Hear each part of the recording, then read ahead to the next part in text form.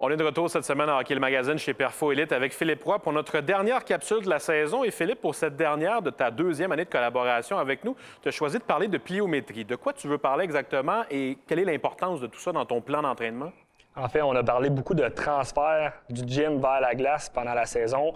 La pliométrie étant un paramètre extrêmement important dans tout ce rôle-là, de venir transférer nos acquis. Donc, c'est vraiment de venir transférer notre force en vitesse, donc de la transférer sur la glace. Mais c'est très souvent mal exécuté ou que les gens connaissent plus ou moins, en fait, les détails importants en pliométrie. On va voir plein de choses sur les réseaux sociaux, des sauts, des haies, peu importe. Ils ne sont pas nécessairement bien exécutés ou utiles. Exactement. Donc, ça ne sera pas bien exécuté, ça ne sera pas utile, mais aussi, c'est que ça ne respectera pas certains barèmes, certains critères qui est super important en pliométrie. Donc, en fait, la pliométrie, c'est super important que ça se mérite. L'entraînement en vitesse, ça se mérite. Tu dois avoir la base avant d'aller vers ce type d'entraînement-là qui est plus avancé.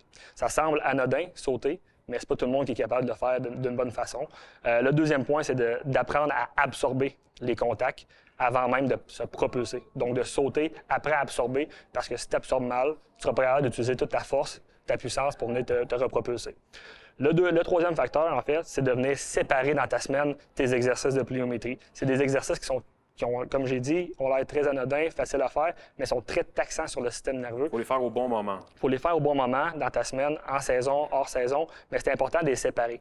De un, pour venir récupérer de ce genre d'entraînement-là, mais également, ce qui est important, c'est que ça vient venir aider au niveau de l'apprentissage moteur de ce genre de mouvement-là. Donc, comme j'ai dit, ça a l'air super facile à faire comme mouvement, mais ça a l'air juste facile. Donc, c'est très difficile. Par la suite, c'est super important également de venir faire, en fait, de suivre les recommandations autres qui sont un certain nombre de sauts selon les catégories, le niveau du joueur. Tu peux pas faire 300 sauts dans une séance. C'est important de venir suivre ce genre de barème-là parce que les risques de blessures peuvent être grandement augmentés. Mais on va conclure la saison avec ces exercices-là. Merci, Philippe. Merci à toi.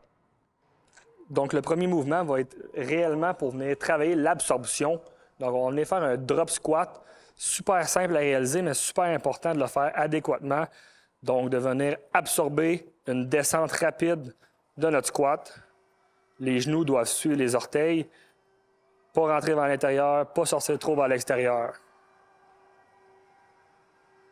Pour le deuxième exercice d'absorption, on va vraiment partir de plus haut. Donc, on va faire un drop à partir d'une boxe, mais super important d'absorber, de maintenir en position en bas, tant aussi longtemps qu'on n'est pas à 100% stable.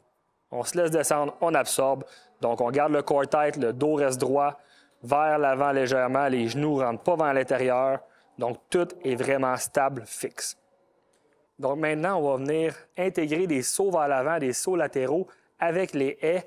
Donc, super important de garder le temps de contact le plus rapide possible au sol.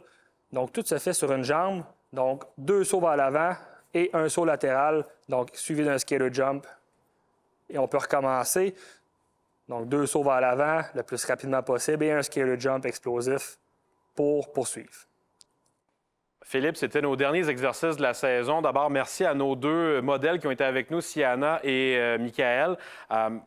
Qu'est-ce que tu as le plus aimé dans cette saison-là? On a travaillé beaucoup de choses, puis je pense que ça donne un bon aperçu aux gens de tout ce qui peut être fait au cours d'une saison de hockey. Effectivement, en fait, ce que j'ai aimé de la saison, c'est super simple, c'est que la première saison, on a parlé de toutes les qualités athlétiques qu'on peut venir travailler. Cette saison-ci, on a vraiment parlé de transférabilité, de points un peu plus techniques en entraînement au niveau de la performance pour venir aller chercher nos acquis dans le gym, les transférer sur la glace.